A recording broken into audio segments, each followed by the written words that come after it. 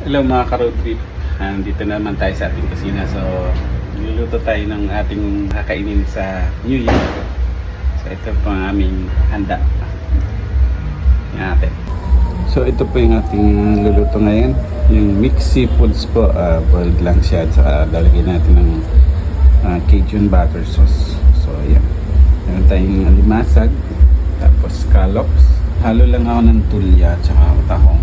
Then, shrimp na medyo maliit at saka yung swai na medyo malalaki. Siyempre meron tayong pusit. Kailangan daw magtipid, so bumili lang kami ng Cajun sauce, Cajun powder, paminta. Lagyan natin ng konting tomato paste para mas malasa. Tsaka bawang sibuyas. At syempre, yung butter. Tingin po ng babanlian o papakulaan saglit yung mga seafoods. So ito na po. Okay, mag-start na tayo. So ito, lagyan natin yung tahong. Kasama na rin natin yung Korea para halos sabayin siya ng magkakaw. So yan, pwede natin hanguin yan.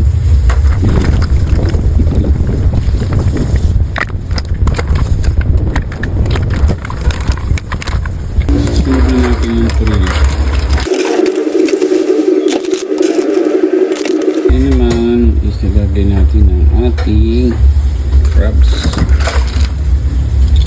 Ilang piraso lang yan. Tingnan natin hanggang pumula yung kulay niya. Yan, pwede natin.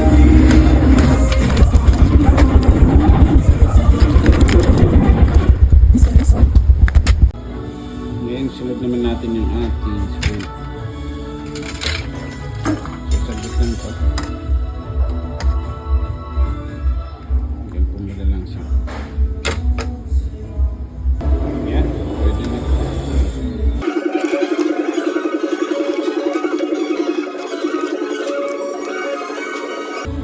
Yung scallop tsaka yung pusit, yung may diretso na sa pag-isip.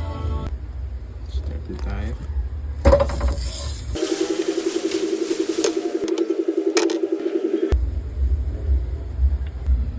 Sunod na natin yung bawang.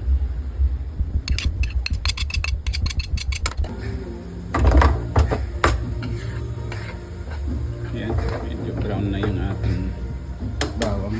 Sunod na natin to. Sibuyas. Lagyan na natin ating Cajun. Lagyan muna natin damihan.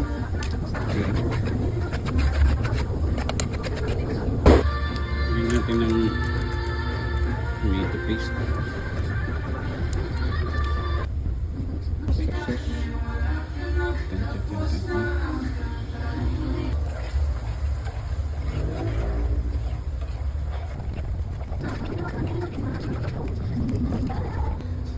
Tapos paminta.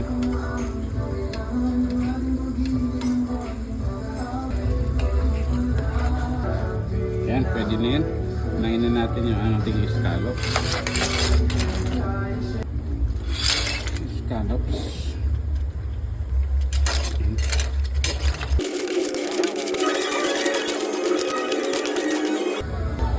Sabihin na natin yung ating pusit. Baby pusit. Dinuko ko lang siya para tumiit man, makikita pa din.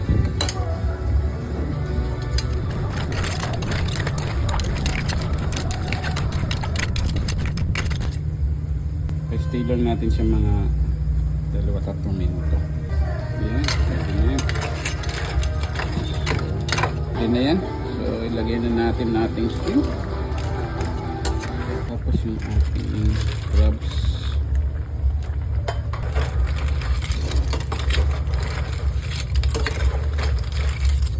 Sama na natin ito. Halaan.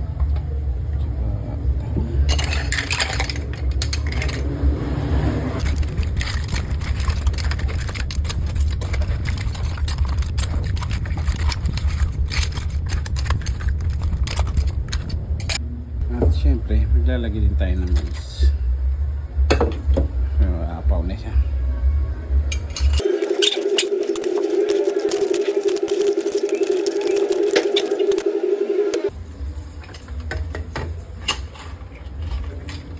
Hindi kaya.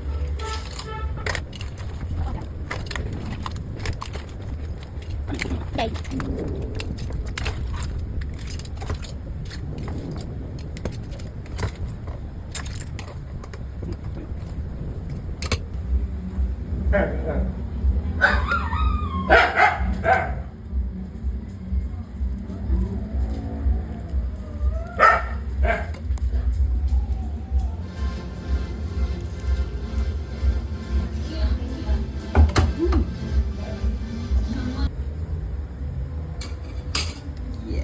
Yum. Ito na ang aming Seafood boil. Good boy.